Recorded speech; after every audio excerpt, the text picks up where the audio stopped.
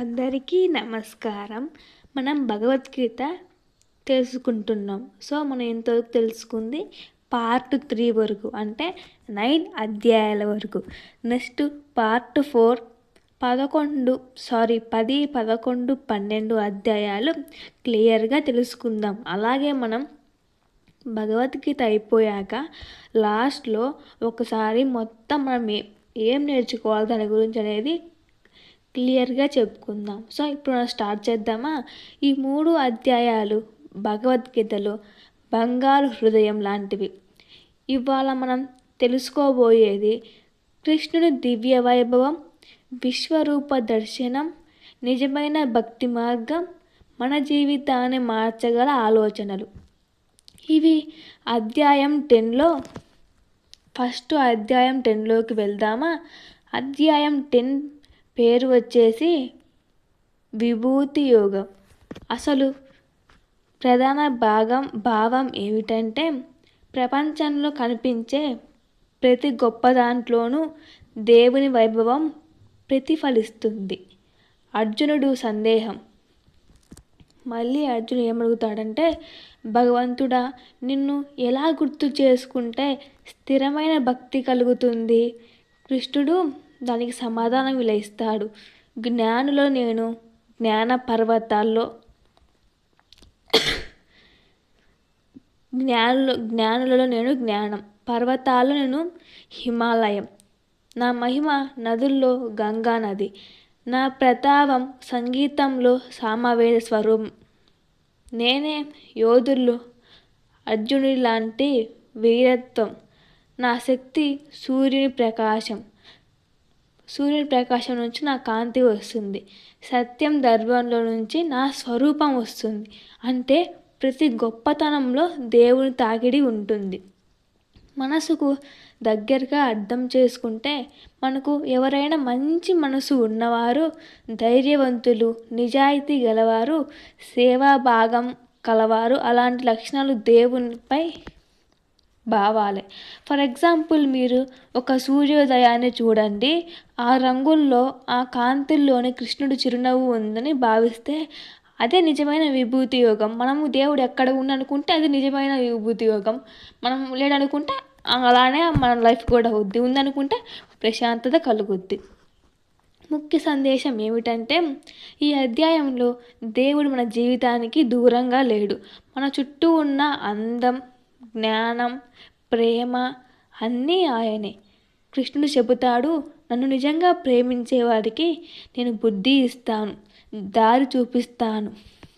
అంటే నిజమైన భక్తిని దేవుడిలో నడిపిస్తాడు. ఇంతటితో అధ్యాయం 10 ముగిసింది. అధ్యాయం 11లోకి వెళ్దామా? అధ్యాయం 11లో పేరేమిటంటే విశ్వరూప దర్శన యోగం. ఇది గీతలో అత్యంత శక్తిమైన అధ్యాయం. ఇది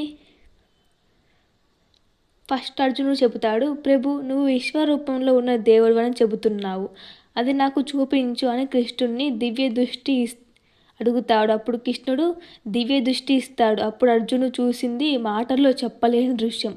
అసలు విశ్వరూపం అంటే ఏమిటో తెలుసుకుందామా? అర్జునుడు కనిపించింది అనేక తలలు, చేతులు, అంతులేని ప్రకాశం, సూర్యుడు మరియు చంద్రుడు కూడా. ఆయన శరీర భాగాల్లో సమస్త ప్రపంచాలు ఆయనలోనే సృష్టి, స్థితి, లయ మొత్తం ఆయనలోనే ఉంటుంది. గతం, వర్తమానం, భవిష్యత్తు అన్నీ ఆయనలోనే ఉన్నాయి. జరిగిన మహాభారతం యుద్ధ సత్యం అర్జునుడు చూస్తాడు. పాండవులు, కౌరవులు వీరులు. యుద్ధంలో నాశనం కాబోయేవారు ఇప్పటికే ఆయన రూపంలో కలిసిపోతున్నారు. కృష్ణుడు చెబుతాడు, ఈ యుద్ధం ఫలితం ముందే నిర్ణయించబడింది. నువ్వు కేవలం సాధన చేయి, ముందే రాసి ఉంది, కానీ నీ ధర్మం నువ్వు పాటించు అని చెప్తున్నాడు కృష్ణుడు. మనం కూడా అంతే చేయాలి. మనకు దేవుడు ముందే రాసి ఉంటాడు, కానీ మన తెలిసిన ధర్మాన్ని మనం పాటిస్తూ చేయాలి. ఎంత కష్టమైన ధర్మాన్ని పాటిస్తే అదే మనల్ని కాపాడుతుంది. అప్పుడు అర్జునుడు అంటాడు, ప్రభు, నువ్వు స్నేహితుడు కాదు, నువ్వు సృష్టికర్త, అన్నిటికీ అధిపతి అంటాడు.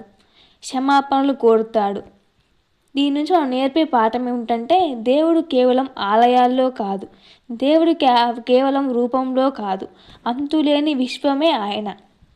మనకు ఉన్న అహంకారం, స్వార్థం, సత్యం తెలుసుకుంటే సహజంగానే తగ్గిపోతాయి. ఇంతటితో అధ్యాయం 11 ముగిసింది.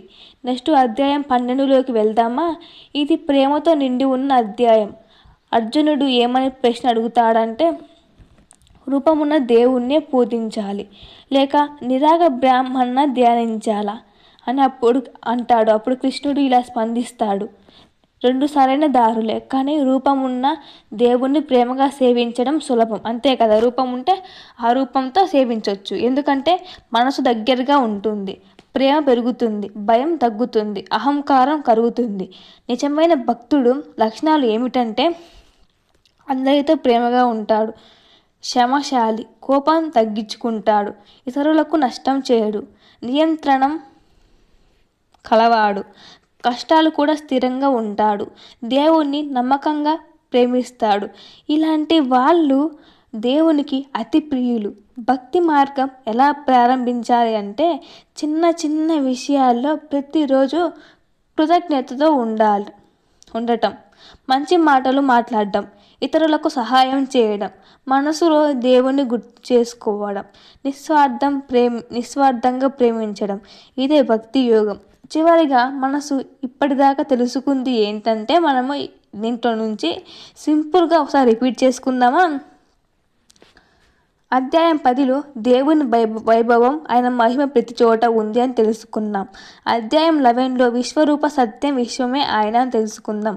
అధ్యాయం 12లో భక్తి శక్తి, ప్రేమతో చేస్తే భక్తి అవుతామని తెలుసుకున్నాం. మనం నేర్చుకోవాల్సింది, మన లైఫ్లో అప్లై చేసుకోవాల్సింది ఏంటంటే అహంకారం తగ్గించుకోవాలి, ప్రేమ దయ పెంచాలి, మనసులో దేవుడు ఉన్నాడని గుర్తుపెట్టుకోవాలి, సత్యం ధర్మం మన దారి అవ్వాలి, కృతజ్ఞతతో జీవించాలి. చివరిగా దేవుడు మనకు దూరంగా లేడు, ప్రతి శ్వాసలో ఆయన ఉన్నాడు. మన హృదయాల్లో చోటు ఇస్తే జీవితం భగవద్గీత అవుతుంది. మనం భగవద్గీత నుంచి ఏం నేర్చుకోవాలంటే మన దేవుడు మనకు చిన్న పిల్లలు చెప్పినట్టు చెప్పాడు, మనం లైఫ్లో ఇలా ఎదగాలి, ఇలా ఉండాలి అని. మనం దేవుణ్ణి ఎంత నమ్మి ఎంత ప్రశాంతతతో జీవిస్తే మనకు అంత మంచి జరుగుతుంది. మనకు హాని చేసే వాళ్ళు ఉన్నా సరే మనం ఎవ్వరికి హాని చేయకూడదు, మన పని మనం చేసుకుంటూ పోవాలి. అప్పుడే మనం ధర్మం పాటిస్తున్నామని మంచిగా ఉంటుంది.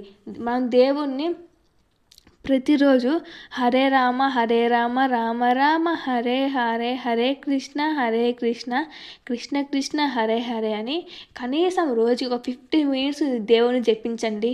మీ మైండ్, మీ పీస్ఫుల్ అన్నీ మారుతాయి. మన మనసును కంట్రోల్ చేసుకుంటే ఈ సృష్టిలో మనం చేయలేదంటూ ఏం లేదు. ఫస్ట్ మనసును కంట్రోల్ చేయడానికి ట్రై చేయండి, అప్పుడే మనకు ప్రశాంతత తగ్గుతుంది. ఇంకొకటి, మనం చేసే పని నుంచి ఫలితం గురించి ఆశించమాకండి. అలా ఆశిస్తే మనలో ఉన్న కామ క్రోధాన్ని పెరిగిపోతాయి. ఇంతటితో మనకు అధ్యాయం 10, 11, 12 అయిపోయింది. ఇది పార్ట్ 4. నెక్స్ట్ పార్ట్ 5లో కలుద్దాం.